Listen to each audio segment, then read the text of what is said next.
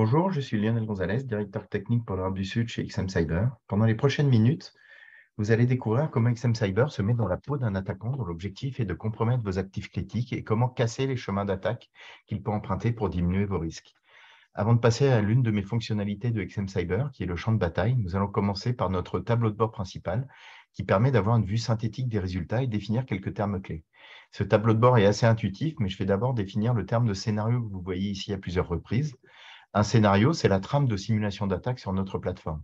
Nous définissons au moins un point de départ de l'attaque correspondant à une machine compromise par l'attaquant et au moins un actif stratégique qui sera la cible de l'attaque.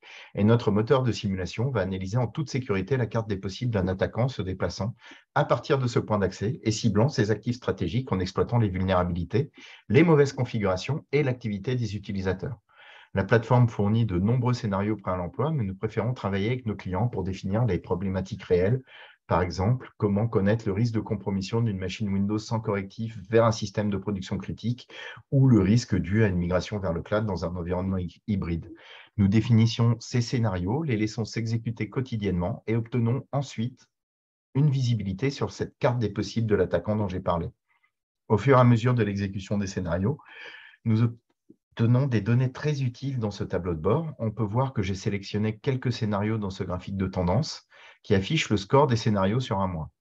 Je constate que notre risque hybride s'est progressivement amélioré au fil du temps, malgré quelques rechutes, et que mon risque EDR semble comporter des événements réguliers qui affectent la posture de sécurité, augmentant potentiellement le risque pour ces actifs stratégiques. On fournit d'autres graphiques à partir de ces mêmes données qui illustrent d'autres résultats intéressants.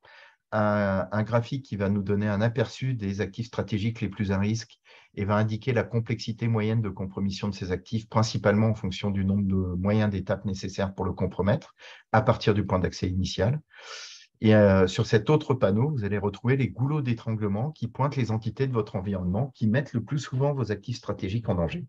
Ça permet de concentrer les efforts de rémédiation sur ces entités qui sont des points de passage obligés pour l'attaquant et aura un impact très visible sur votre posture de sécurité en minimisant l'effort de rémédiation tout en maximisant la diminution du risque. Si on passe au champ de bataille, qui est un de mes écrans préférés de la solution, il offre une vue très intéressante et interactive sur ce qui s'est passé pendant une simulation. Ici, on commence par vous montrer la fin de la simulation. On voit toutes les entités qui ont été compromises en rouge, les entités qui ont été découvertes mais non compromises par l'attaquant en bleu et les entités qui n'ont pas été découvertes en gris.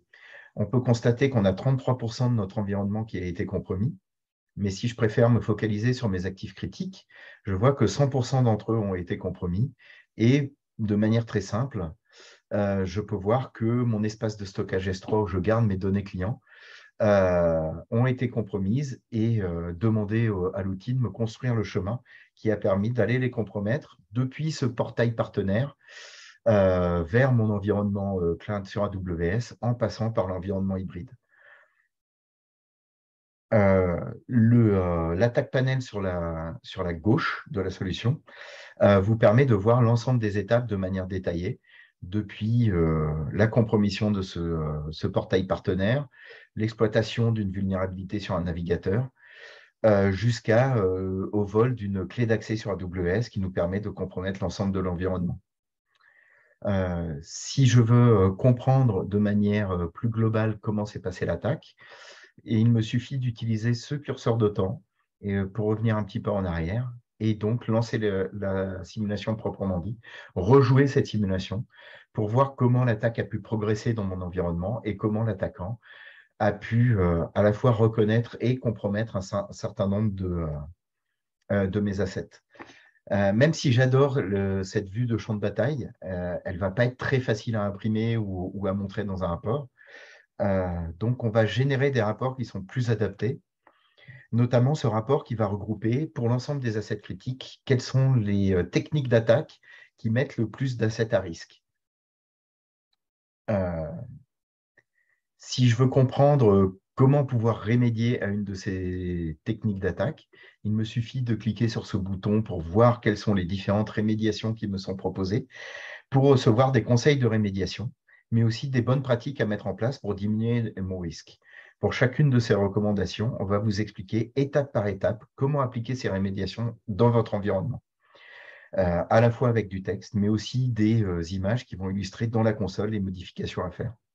Nos clients apprécient également tous les rapports que nous fournissons sur les risques liés à l'authentification et qui vont attirer l'attention sur des informations à la fois sur les comptes locaux, mais aussi sur les comptes de domaine susceptibles d'être compromis et réutilisés lorsqu'un attaquant se déplace sur le réseau, en simulant le comportement d'une attaque réelle des acteurs malveillants.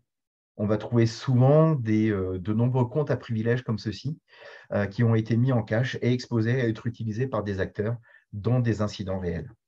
Je dois m'arrêter là, mais nous avons encore beaucoup de choses à vous montrer. J'espère vous avoir donné un aperçu de XM Cyber qui vous donnera envie de nous contacter pour plus d'informations. Bonne journée à tous.